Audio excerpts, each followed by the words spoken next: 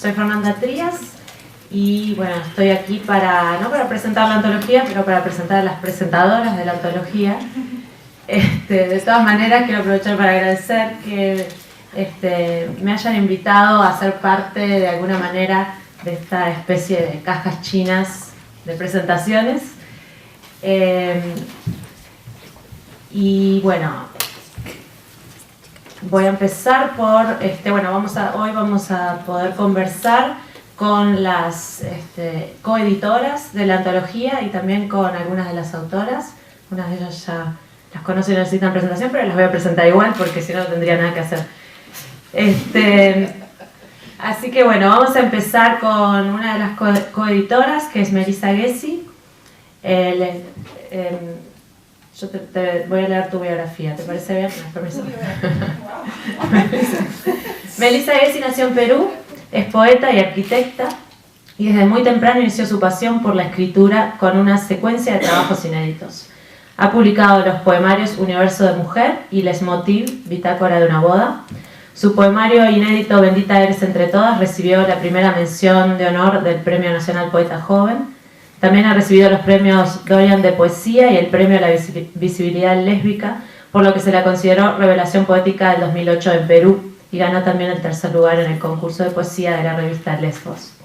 Algunos de sus poemas forman parte de las antologías Voces sin Fronteras y Poetas Peruanas de Antología. Es la coeditora de Voces para Lilith y dirige la Fundación Abriles, que trabaja por la visibilidad lésbica.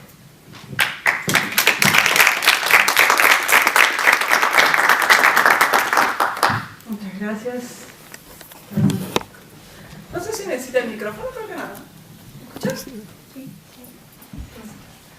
Bueno, estoy absolutamente agradecida y feliz de estar en este espacio. Además, mejor lo uso. Sí, mejor lo uso. Sí. Ok. Tengo buena voz, pero bueno, ya que lo piden. Estoy muy agradecida, muy contenta de estar en este espacio, además íntimo y muy conectada con esta universidad que ojalá algún día me acoja. Ya no depende de mí. Bueno, bien, yo estaba... Bueno, primero tengo que agradecer a quienes me invitaron, ¿no? Yo no sé en realidad cómo se organizó esta invitación, pero fue Claudia Claudia Salazar, la coantologadora, quien me pasó la voz, y inmediatamente para mí fue sí, ¿no? No tenía ni siquiera dinero para comprar cosas, no sé, dije sí, y convencida de que era la oportunidad que habíamos estado esperando, porque fue lo primero que yo le comenté a Claudia el día que hacíamos esto. Dije, tiene que estar en NYU algún día, ¿no? Así es que ha sido un sueño hecho realidad, y como muchos de los tantos sueños que se han construido con este libro, ¿no? Y bueno, también a Mariela, a Eli, que me está dando su espacio, a Dina, y bueno, quien nos presenta. Muchísimas gracias. Además pasa algo muy particular que coincidió con mi hermano en Nueva York. Yo no viajo nunca a Nueva York y hemos coincidido. Él tampoco viaja nunca a Nueva York, así que es hermoso. Esta mañana estaba inspiradísima en un espacio de una artista plástica muy buena, y se me ocurrieron algunas ideas respecto a esto. Normalmente traemos un texto preparado, bien escrito, ¿no? Preparado con días de anticipación, pero esta vez en realidad quise que sea algo mucho más, ¿no? más sentido desde el momento en que pisara Nueva York. Bueno, no pisé en Nueva York, lo hice en New Jersey, pero bueno.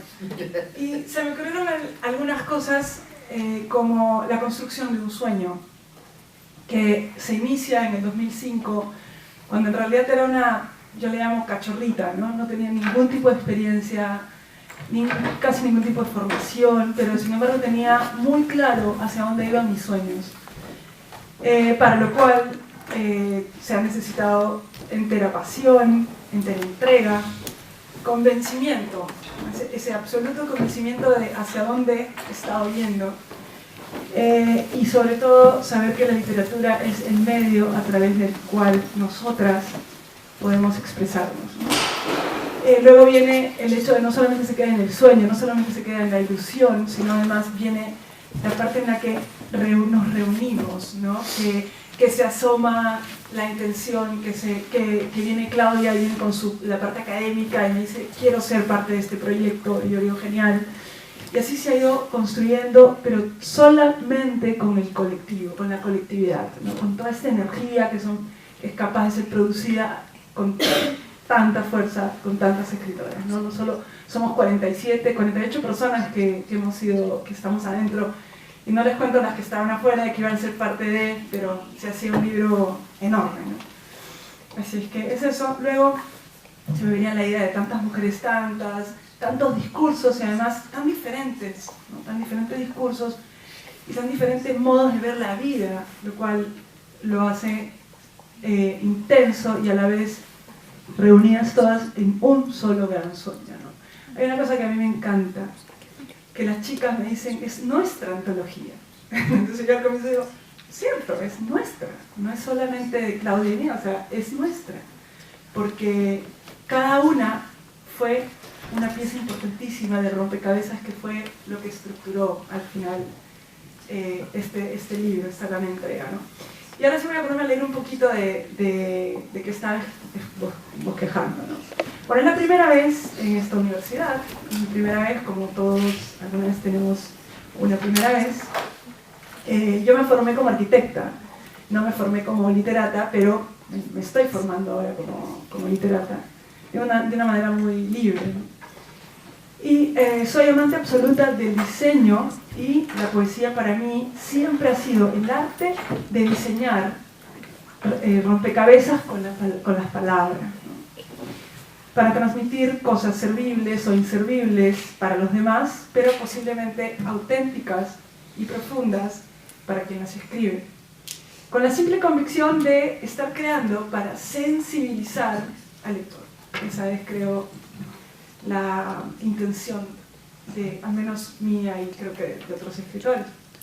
Así es que este libro para mí es una pieza indispensable como parte del rompecabezas de la literatura que no se escribe, o que si se escribe se esconde y hasta se protege de la lectura del resto, como cuando era muy joven y escribía mis poemas sin el otro masculino o femenino, agenérico, escondiendo mi cuadernito, aquel cuando tenía 20 y tantos o 10 y tantos, de aquellos curiosos que pudieran burlarse de mis deseos, de mi hermano por supuesto también. No, mentira, es muy abierto. Este libro es esa revancha que no solo siento mía, seguramente una revancha de muchas de las escritoras y seguramente de ustedes, de las antologadas, de las antologadoras, quienes también escondieran sus cuadernos, así como sus primeros amores o sus primeras experiencias amorosas, sus historias, aquellas que seguramente nos moríamos de ganas de contar, ¿cierto? Sin embargo, aún un libro como este, que es capaz de traerme hasta aquí, que es una experiencia rápida y fugaz, pero a la vez muy importante para mí. Entonces, este libro que es tan capaz de traerme aquí a NYU y estar sentadita aquí frente a ustedes, pero no es capaz de acercarme a una unión legal, es contradictorio, ¿no? Con la mujer a la que amo, que no está aquí porque no le iban a dar la visa, y en mi propio país no lo es, por supuesto, además de la mayoría de los países en los que se podría leer o no leer este libro, lo cual termina para mí siendo hasta un acto incoherente en la vida de una escritora lesbiana. Pero lo es real, y creo que ese profundo, que alguna vez fue dolor, pero que ahora simplemente es una experiencia, esa profunda situación, que quizás no se sienta igual en una ciudad como esta, pero se siente en mi ciudad conservadora. Ese fue, creo, uno de los grandes impulsos para construir esto, que es la primera vez que se hace en Sudamérica, lo cual está bien que sea la primera vez, pero también es extraño que sea la primera vez en el 2011, ¿no? O sea, es casi impensable que tardara tanto algo así, ¿no? Es una construcción que pues debió pasar hace muchísimos años, ¿no? Así es que este es el regalo, lo que les puedo dejar. En verdad, hay mucho trabajo, hay mucha carga, hay muchas voces realmente reunidas con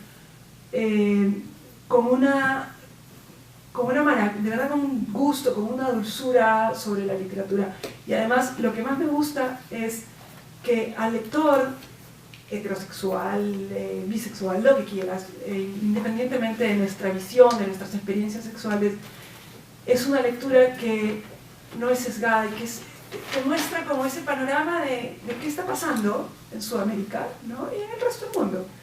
¿Qué está pasando y qué no está pasando también?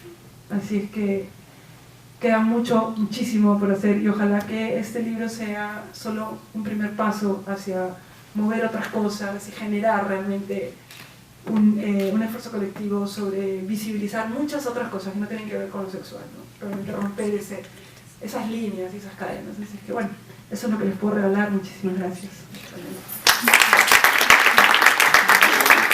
Nació en Venezuela y desde el 99 vivió en Estados Unidos. Realizó estudios de licenciatura, maestría y estudios avanzados en literatura hispanoamericana en París. Luego se instaló nuevamente en Venezuela a finales de 1986 y enseñó literatura y escritura creativa. Es cofundadora del Grupo de Estudios de Cultura y Literaturas Caribeñas de la Universidad de Oriente en Venezuela. Ha cursado estudios de filología en la Universidad de Nueva York, centrando sus investigaciones en la representación de estereotipos del personaje de escritora. Escritoras. Sí, personajes escritoras. Escritoras, porque faltan unas letras y no quería decirlo mal. Bueno, en Venezuela publicó los libros La Sorda, Desventuras del Ocio, Libro de Rachid, Avenida Paul Domé, La Sonrisa de Bernardo Achaga, Noticias con Nieve y Amantes. Y también, bueno, ha publicado poemas y narraciones en muchas antologías, no solo en Voces para Lilith, son muchas, entonces las voy a resumir un poco, pero por ejemplo, una de ellas, cuando narradoras latinoamericanas narran en Estados Unidos, en el volumen 1. Dina Piera también recibió muchísimos reconocimientos en poesía y también en narrativa en Venezuela. Y en 2011 recibió una beca premio de la Fundación Noma de la localidad de Alto Manhattan, donde vive actualmente. Gracias por la biografía.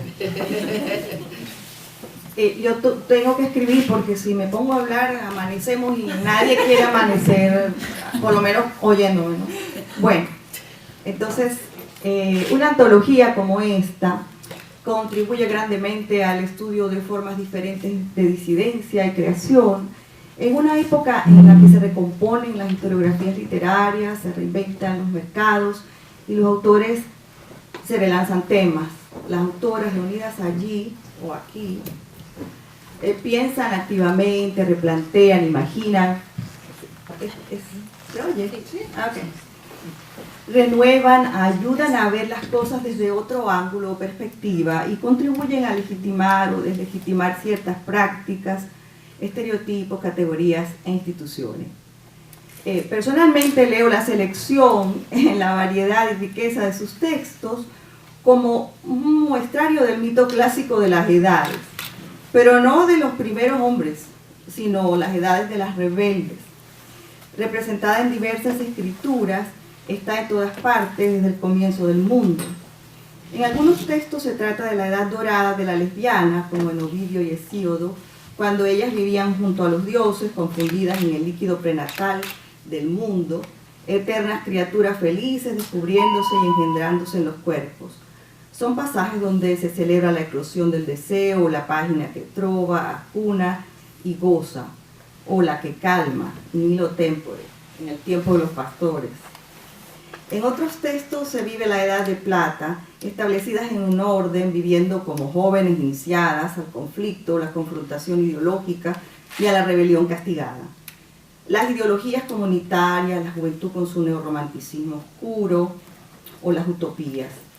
En otras páginas solamente viven para la guerra y el trabajo del bronce, expuestas a la propia autodestrucción. Y en los textos donde se asienta el personaje como en una edad de hierro, realiza sus hazañas de cambiarse el mundo, perder o ganar miseria, traicionar o reconstruirse, la lesbiana conoce sus artes, y en última instancia, o la rebelde, digo lesbiana porque bueno, convenimos en llamarla así, y en última instancia pone en cuestión el discurso y el mundo que tal discurso verbaliza, desde el escepticismo, la experimentación o el humor. La convocatoria. Sus autoras han traído hasta el libro que las congrega a un proceso cuidadoso. Tuvieron que asimilar primero la tensión entre lo filial y el desarraigo, entre lo individual y lo conocido, desde la mímesis que asimila primero, luego borra y más tarde revalora la exclusión o el desvío casi como principio estético. La autora como sujeto literario, al no verse completamente reflejada en el canon, necesita alterar su percepción. Vive en medio de sensibilidades colectivas forjadas por tradiciones, y si bien hace rato que lo sexodiverso como tema ha salido de los círculos herméticos, cada espacio con momentos de estabilidad socioeconómica tiene lectores con su paradigma del escenario lésbico para ser consumido y recreado. Y es en medio de estos tránsitos de imágenes que se ejerce la mirada creativa que necesita de una comunidad de comentarios. Aún no tenemos colecciones de libros de bolsillo de kiosco, agotando y desmontando la escena lésbica venezolana, por ejemplo, que en pleno siglo XXI continúa circulando en viejos clichés de la biografía disfuncional. Había que intervenir y acercarse. Precisamente al momento de la invitación que me hacen Claudia y Salazar y Melissa Gessi, reaparecía en Venezuela el personaje monstruo que no me dejó indiferente. Un relato muy citado presentaba al personaje que comparte protagonismo como una preciosa adicta cuya pareja es una persona descrita así, y cito: pude advertir la sombra pilosa de sus bigotes, una suerte de bozo que la mal encaraba. Era tan tosca y hombruna que imaginé que en el fondo de su vagina ocultaba 2 muelas cordales. Todo lo tenía corto, manos, nariz, cabello, en vez de cuello, céfalo-tórax. Era una auténtica nevera con escote.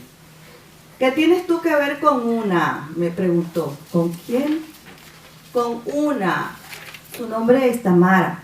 Ella es una, yo soy otra, chilló. La mujer debía tener un problema serio en la próstata. Cierro la cita. Me empezó a fallar el humor.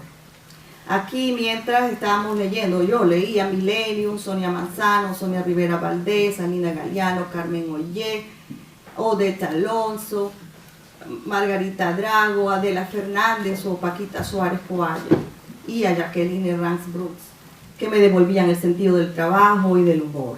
En Venezuela soñaba con los libros de otras latitudes, con mi personaje favorito ausente, que no me llegaban, porque he sabido que las diferentes interpretaciones de las políticas estatales acrecentaban la ignorancia mutua entre las autoras. La antología y las vecindades terminó. Responder a la invitación me llevó a cerrar ese tránsito personal en el que andaba y volví a divertirme. Tuve con aquellas chicas de mi época que hacer y deshacer casi sin encontrarnos. Con estas, las de la antología, comparto que la escritura es imperativa. Y si el escritor es también el médico de su propia mente y atiende a aquellas lecciones antiguas que pasan de unos a otros con el gesto de un domador, no siempre sale ganando para sus textos y vive tensiones adicionales como las de género, de idioma o cierta biografía periférica. Las redes de sociabilidad han permitido esta renovada y saludable idea de la inclusión que la antología ha materializado. Gracias a ustedes. Gracias por escuchar. Dreyfus. Mariela nació en Lima, es autora de los poemarios Memorias de Electra, Placer Fantasma, que recibió el premio de poesía de la Asociación Peruano-Japonesa, Onyx, Pez y Morir es un arte. Estudió literatura en las universidades de San Marcos de Lima y en Colombia, donde se doctoró en literatura latinoamericana. Ha traducido el libro La diosa de las Américas, escrito sobre la Virgen de Guadalupe, compilado por la destacada escritora chicana Ana Castillo, También tradujo la poesía de Allen Ginsberg, de Sylvia Plath, de Diane Wachowski, si pronuncio bien, y de Daniel Thomas Moran. Es coeditora de los volúmenes críticos Nadie sabe mis cosas, reflexiones en torno a la poesía de Blanca Varela, y esta mística de relatar cosas sucias, escritos sobre Carmen Ollé, para que entiendan, de próxima aparición. Sí. Bueno, ha escrito además el estudio Soberanía y Transgresión César Moro. Actualmente es profesora, es nuestra querida profesora de poesía y traducción literaria en la maestría de escritura creativa en español aquí en NYU. Bueno, gracias a todos. Parece que no son nada. Gracias a todos. Este texto se... no se escucha, ¿no? ¿Así? ¿Se escucha? Sí. Pero yo no escucho. Entonces, dos autoras, tres virtudes o por qué Voces para Lilith es una antología fundante y fundamental. Sé que son varios, si no múltiples, los méritos de la antología Voces para Lilith, vuelta a editar este año, en su segunda edición, con suma fineza en la ciudad de Lima por el sello Esprendo Mudo, cuyo director Álvaro Lazo también pertenece, lo mismo que Melissa Gessi y Claudia Salazar, a las más recientes jornadas de intelectuales peruanos que despliegan una constante y valiosa actividad. Pero como el tiempo asignado es breve, voy a referirme solo a tres. 1. Su carácter pionero. Voces para Lilith es la primera compilación de textos literarios, tanto poéticos como de ficción, que abordan el tema del homoerotismo y el deseo lésbico con una gran solvencia estética y una amplia variedad de gamas y registros. En su brillante introducción, Salazar advierte que, cita, no estamos ante una antología de mujeres lesbianas, fin de cita.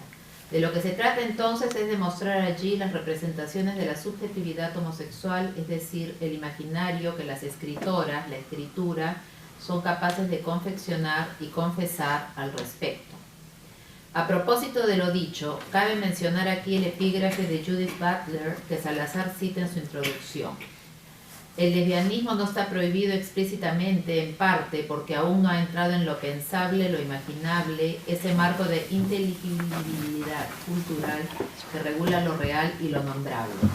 ¿Cómo entonces ser lesbiana en un contexto político en el cual la lesbiana no existe? Fin de cita.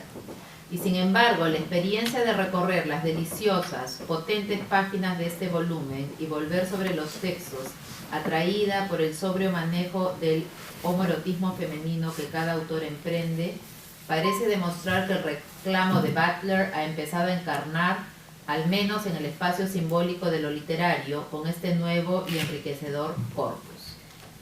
2. Otro punto importante es la perspectiva que asumen las voces, tanto poéticas como narrativas de estos textos, al abordar el tema aludido.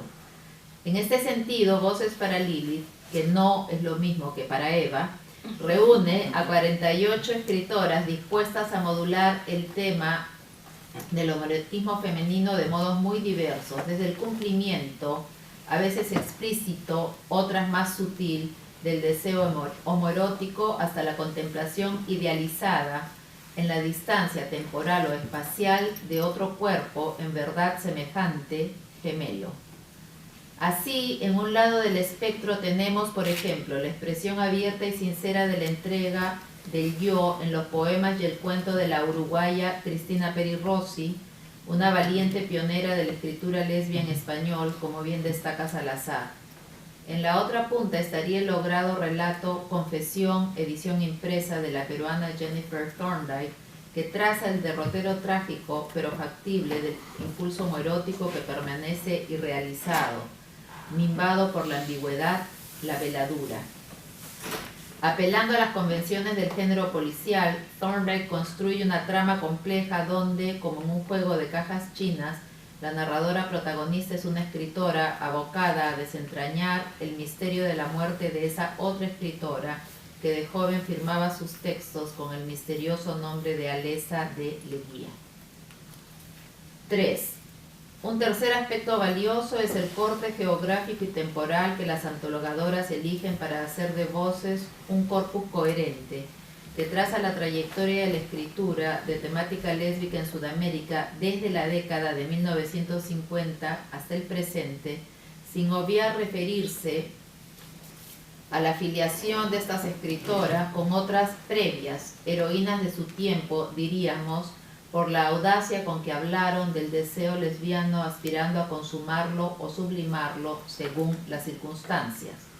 La nómina citada por Salazar incluye en primer lugar a Sor Juana Inés de la Cruz y ya en el contexto contemporáneo a Teresa de la Parra, Alejandra Pizarnik, Rosa María Rofiel. A esta lista agregaría a Gabriela Mistral, pensando en poemas suyos como Electra en la niebla y considerando el revuelo que suscitó en su propio país, Chile, en pleno siglo XXI, la publicación de Niña Errante, tomo que compila la hermosa, conmovedora correspondencia de la poeta con Doris Deina, su joven amor de madurez. A propósito de edades, a partir del corte temporal establecido en Voces, es notoria la presencia en el volumen de escritoras jóvenes, entre los 30 y 40 años, que en su mayoría asumen el tratamiento del tema con audacia y madurez, es decir, con una palabra bien labrada que devela sin ambajes los intersticios de la experiencia lésbica. Hay una frescura reconfortante en ese tratamiento donde la culpa ha quedado encerrada en el armario para sustituirse por el goce y la ternura.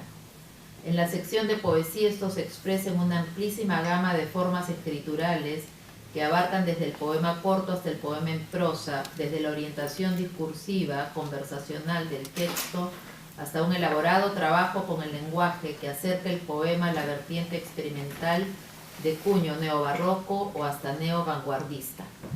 Pienso, entre otros, en los poemas de la chilena Malú Urriola, la colombiana Piedad Morales y las peruanas Karen Luy y Tilsa Ota. La sección de narrativa es igualmente rica y variada en sus estilos y modulaciones del tema central y nos ofrece tanto textos de escritoras experimentadas como Carmen Ollé del Perú, o la venezolana residente en Nueva York, Dina Piera Di Donato, aquí a mi izquierda, como una sección igualmente importante de nuevas voces arriesgadas y valiosas. Aquí puedo mencionar, además del cuento de Thorndike, los textos de otras dos autoras peruanas construidos con el mismo sorprendente rigor.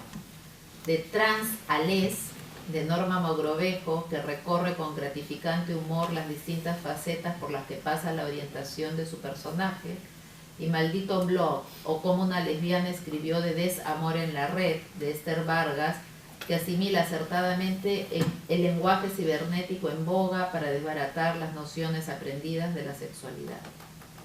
Mención aparte merece la inclusión en el volumen de 5 brillantes narradoras brasileñas recientes. Los textos fueron traducidos por Salazar y cada uno de ellos nos abre un universo narrativo intrigante, casi diríase abisal.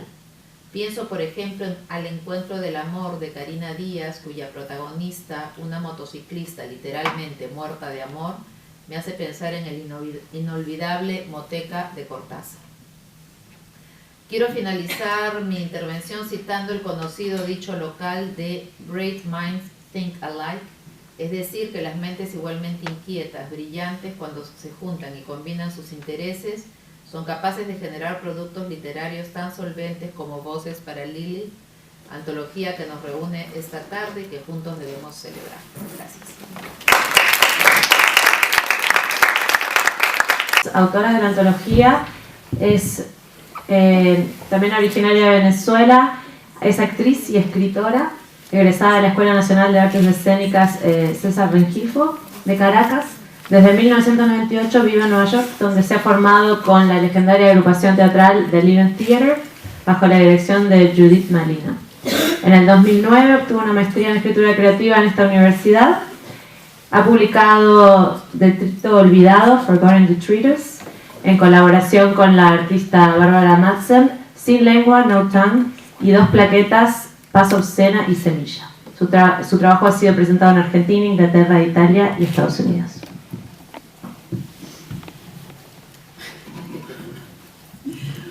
Bueno, yo no preparé nada. Así como... Pero está en el poema. me dijeron que iba a ser hablar de la experiencia con la antología, así que dije, bueno, hablamos. Se oye, pues, ¿verdad que uno tiene la sensación? Bueno, en primer lugar, como eso fue lo que yo entendí que era hablar un poco de la experiencia con la antología, yo quería comenzar diciendo que para mí fue muy importante el hecho de que siendo sudamericana, yo soy venezolana, yo en realidad llegué a la antología a través del programa de NYU en Nueva York. O sea que yo creo que si yo hubiese estado viviendo en Venezuela, quizás no hubiese estado en esa antología. O sea que me parece importantísimo cómo este programa ha permitido que converjan escritoras y que el programa ha permitido también que se impulsen proyectos como estos que tienen una gran trascendencia política y geopolítica, ¿no? Porque es un proyecto sudamericano, pero que de alguna manera se inicia en Perú, en Lima, con Melissa, y trasciende, sale, y entonces nos conectamos muchas de las poetas o escritoras a través del programa, ¿no? Por Claudia, que es del programa. Entonces eso me parece importante. Por otra parte, bueno, mi experiencia con la antología, eso veníamos hablando con Melissa en el tren, pero dice, bueno, una de las cosas que yo he dicho cuando hemos tenido presentaciones, lo dije en Lima y aquí en el Lehman College, es que para mí, por ejemplo, cuando Claudia me invitó a participar, me dijo, mira, vamos a hacer una antología de temática lésbica, tienes algunos poemas que sean homoeróticos. Y yo realmente lo pensé por un momento, porque yo soy escritora, yo no me siento que soy una escritora lesbiana. Yo soy escritora y bueno, y soy lesbiana. Pero como que por un momento fue así como que bueno. Entonces pensé, dije, bueno, tengo unos poemas de amor que podrían considerarse homoeróticos porque bueno, los escribí yo, pero si tú lees el poema, pues tú piensas que quizás dentro del mundo heterosexual pues lo puede haber escrito un hombre. O sea, el hecho es que el poema está escrito para una mujer, porque yo me enamoro de las mujeres. Entonces cuando escribo poemas de amor, pues escribo para las mujeres, ¿no? Pero no me lo había planteado nunca hasta ese momento. O sea, no me había planteado esa identidad, y no porque esté en denial, como dice, o negando, no, porque simplemente, o sea, no me siento todavía como escritora lesbiana, no. O sea, tengo unos poemas de amor, le dije, si quieres te los mando a ver qué te parecen, ¿no? Y bueno, son perfectos, ¿no? Porque están dentro de ese contexto. Entonces, cuando la antología ya sale y leo la introducción, la excelente introducción de las dos, y veo como Claudia tiene ese enfoque, ¿no? De que hay como tres maneras, digamos, según Brione, una de las citas que hace, no lo traje preparado, pero hay como tres maneras de enfocar la literatura lesbiana, ¿no? De eso tú podrías hablar mejor, pero una es a través de la recepción, ¿no? Lo que es la recepción, lo otro es la temática, y lo otro es la identidad sexual propiamente dicha, ¿no? Y de esas tres, la que ellas escogieron, porque les pareció más pertinente, fue la temática, porque en la temática estamos apartando el hecho de que te identifiques o no como lesbiana solamente, porque es tan amplio, la identidad lésbica es amplia, ¿no? O sea, yo, por ejemplo, no me siento identificada con muchas otras lesbianas que sienten que, por ejemplo, que nunca a ellas nunca les gustó jugar con muñecas, jugaron siempre con pistolas o carritos, o nunca se pudieron poner un vestido. Yo, por ejemplo, no me identifico con eso, ¿no? Entonces, hay muchas entidades dentro de lo que uno llama lesbianismo, dentro de la identidad lesbiana, hay una gama muy grande, ¿no? O sea, yo jugué con muñecas, me puse vestidos, o sea, yo no tengo eso. me enamoré de mujeres también, claro. Sí sentía que había como mucho, como un tabú grande, por supuesto, ¿no? Que no me podía expresar tan libremente sin ser juzgada. Eso lo entendí a muy temprana edad, ¿no? Sin ser juzgada a que, pero, o sea, ¿de qué estás hablando, no? O simplemente a que pensaran que yo me refería a otra cosa. Entonces, todo esto para decir que verme por primera vez en una antología de temática lésbica, además junto a muchas otras que vienen también con diferentes backgrounds, con desde diferentes posiciones, ha sido sumamente placentero. Me ha proporcionado mucho placer poder estar con otras que también vienen de otros viajes, de otros territorios, de otras historias, y que estamos aquí todas, ¿no? Juntas en este proyecto, donde nos hemos sentado varias veces a compartir y hablar con el público sobre nuestras experiencias, ¿no? Y que se va aumentando, porque por ejemplo cuando nos presentamos en Lima el año pasado, la sala, hicimos creo que 2 lecturas, 2 o 3, 2 lecturas, y la sala estaba completamente llena, incluyendo 2 monjitas. Habían 2 monjitas paradas atrás así que no se movieron, se quedaron hasta el final. Bueno, no, en realidad se quedaron hasta que, no, hasta que Melissa dijo, hay 2 monjas aquí. Las puso en evidencia y las monjitas, bueno, después de eso se fueron, ¿no? Pero por la emoción, ¿no?, que nos dio sentir. Después, por ejemplo, al final habían jovencitas, chicas de 10, nunca se me olvida esta chica como de 17 años, era una adolescente. Y se me acercó y me dijo, ay, fírmame el libro, ¿no? Yo se lo firmo y me dice, ¿te puedo preguntar algo?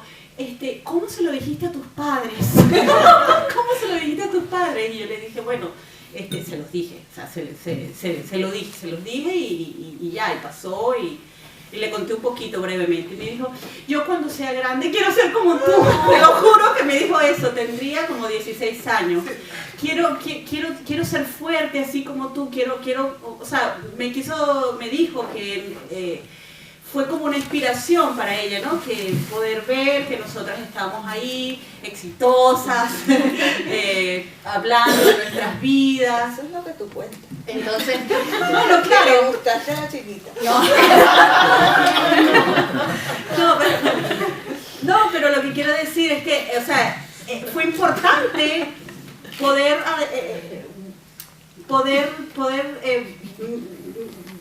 sentir lo que estábamos creando, o sea, lo que hemos hecho con esta antología. O sea, eso para mí fue trascendente, porque, ok, está llegando. O sea, esta chica ya tiene un modelo, tiene una esperanza, tiene una referencia. O sea, sabe que ya nosotras no tuvimos eso, yo no lo tuve. Yo no tuve jamás en Sudamérica una referencia. No había una presentación de lesbianas, de escritoras, de alguien que escribiera, nada, no existió durante, o sea, cuando yo crecí, y a mí eso me pareció, en ese momento yo dije, ok, lo estamos haciendo. Entonces ahí entra el tema de la visibilidad, te dije que me cortaras.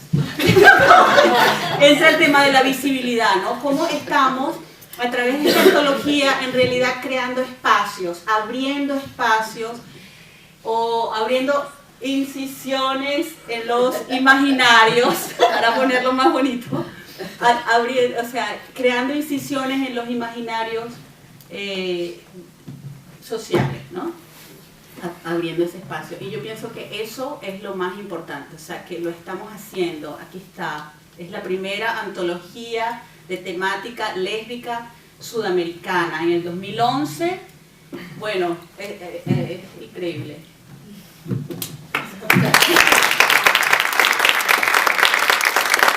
Con Claudia Salazar, que es la otra coeditora de Voces para Lilith.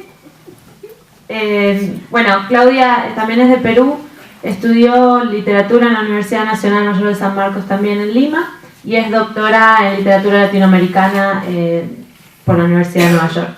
Vive aquí en Nueva York desde el año 2004 y actualmente es catedrática en Sarah Lawrence College.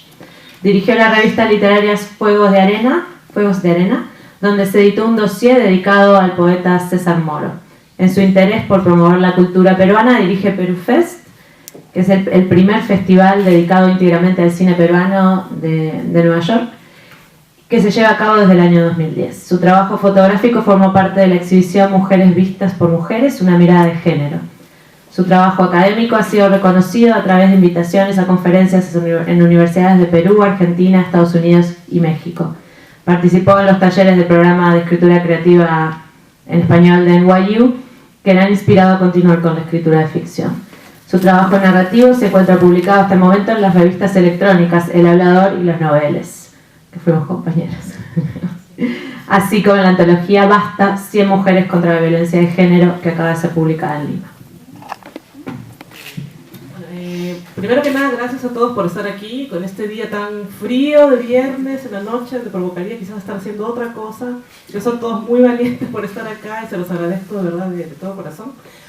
Quiero agradecer a Mariela por haberme ayudado con toda la organización de esto, por el empuje que le puso a la organización de esta presentación. ¿Se escucha? Sí. Se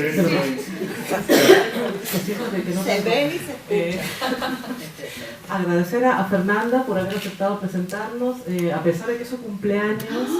Es su cumpleaños de ella, así que un saludo, por favor.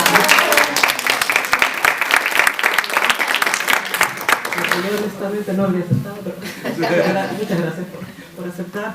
A Melissa por estar aquí, a Dina Piera, a Eli por haber aceptado estar aquí todas en esta mesa, y a alguien que quiero agradecer ya públicamente porque es alguien que dio trabajo, dio parte de su tiempo de trabajo para la antología, y es la primera vez que está presente en una de las presentaciones. Es a Ana Ribeiro, que fue quien diseñó la portada tan preciosa del libro.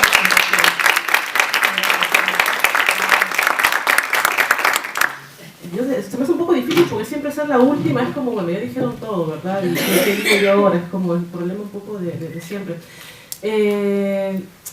Primero que el camino ha sido tan largo de la antología porque ya hace 1 año y medio que nació nuestra hija, como una vez la conversamos con Melissa, me acuerdo cuando lanzamos la primera vez el libro en Lima.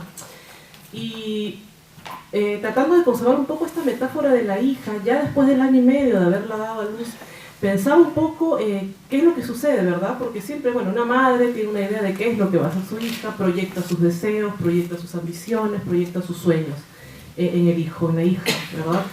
Pero luego la hija crece, ¿verdad? La hija se va por su propio camino.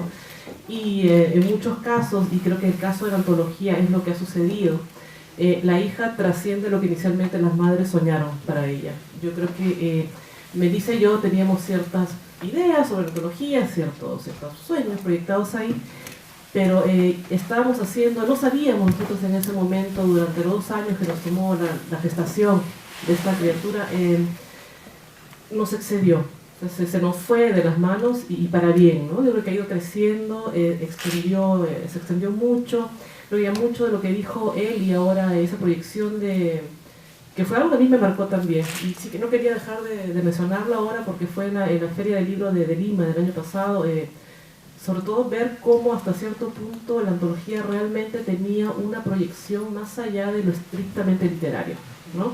Que sí, yo como literata eran por lo que inicialmente nos interesó a las dos trabajarlo, ¿verdad? De ver la cuestión de los criterios literarios, que sean textos que justamente no estuvieran restringidos a ser escritoras lesbianas por la cuestión biográfica, era algo que para mí particularmente no me parece trascendente a nivel estético. Me interesaba sí que fueran textos potentes, que fueran textos que trajeran una determinada propuesta estética, como son casi todos los textos que están ahí. Pero se nos fue y creció, y vimos que la proyección de la antología estaba en este pequeño caso que fue el de esta chica, que recuerdo que reunió toda su fuerza para preguntar eso de y cómo le dijeron a sus padres, y cómo es tener esta vida, ¿no? O sea, es posible, me acuerdo la mirada mucho, ¿no? La idea del modelo, que tiene que ver mucho con cómo justamente un texto literario puede intervenir en la realidad, ¿no? Que creo que ahí es donde realmente la antología tiene una proyección más allá de lo que inicialmente habíamos nosotras deseado, siquiera pensado, imaginado. Digamos que esa dimensión un poco más más política, se podría decir la palabra, yo creo que es pertinente usarla, es algo en lo que la antología definitivamente va a trascender y seguirá trascendiendo. Y por otro lado, pensaba también un poco más allá de todo, digamos, ya ha sido como les digo 1 año y medio desde que el libro existe, y siento que es como una especie de círculo también que se está como girando, porque en el lanzamiento habíamos estado juntas, Melissa y yo en la mesa, estuvimos en la Feria del Libro, y desde ahí han habido otras presentaciones en Colombia, en Bolivia, hace poco en Buenos Aires, donde tuvimos que separarnos las dos por cuestiones geográficas, como cada una llevando a la hija a presentarla a diversos lugares, y ahora después de tiempo volver a coincidir con Melissa en Nueva York, yo creo que es toda una celebración. Y me parece que es como es cierta marca lo que es, digamos, este proceso de la antología, ¿verdad? Y que yo creo que ya llega el momento como en que la hija siga andando ya, o sea, soltarla, que sean otros quienes hablen del libro, que el libro te llegue, digamos, a otros públicos, que llegue a otros espacios. Yo creo que, digamos que en realidad toda creación literaria, ¿verdad? Todo texto, toda obra, trasciende, y una vez que el autor la suelta, la da la vida, es como, ya no depende tanto de nosotras. Yo creo que ya tiene que empezar su camino por la propia cuenta, ¿verdad? Algo que sí quería mencionar un poco para un poco cerrando también, eso deben estar bastante cansados, ¿no? Me imagino, pero si no igual puedo seguir, pero imagino que primero no. ¿Qué iba a decir? Se pasa por no tener nada escrito, pero primero, algo que había mencionado un poco él y yendo, para no dejar un poco del aspecto literario, del cual no puedo evitar hablar, ya se había notado un poco en las presentaciones, porque a medida que van avanzando las presentaciones y otra gente empieza a ver el libro de manera un poco más crítica, comienzan a venir los comentarios, que están bien, que para eso uno da el libro, ¿verdad? Algo que se notaba y que una misma lo revisa ya después de ver el producto un poco a distancia, digamos, ¿no? ¿Verdad? Es la gran diversidad estilística que hay en todos estos textos, ¿sí? Y algo que estaba mencionando un poco él, el asunto de la identidad lésbica, ¿no? Cómo se configuraba en esta temática. A mí particularmente, y esto siendo un poco ya la mirada más personal de los textos que me mueven a mí sobre el libro, sobre la antología, me llama la atención sobre todo esos textos que no identifican tanto una identidad lésbica, ¿no? Porque después de todo habría que volver a la pregunta ¿qué es ser lesbiana? ¿Qué es ser heterosexual? ¿Qué es ser? ¿No? Ya la propia pregunta ¿qué es? Está un poco como mal formulada, ¿verdad? Me interesaron más esos textos que justamente trascienden en la cuestión identitaria, ¿verdad? Esos textos que deconstruyen una idea rígida de una identidad, digamos, unívoca, y que justamente son textos, uno que yo menciono aquí, porque la tengo aquí al costado, es el texto de Dina Piera, justamente, que son ese tipo de textos que deconstruyen ya la noción de una identidad fija, ¿verdad?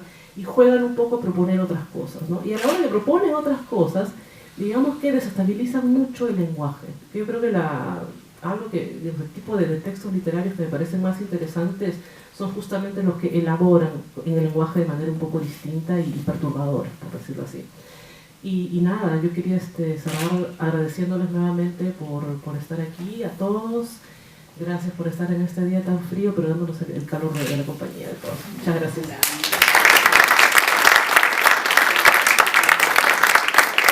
Tenemos unas copitas para ir a tomar afuera, y el libro está a la venta también afuera.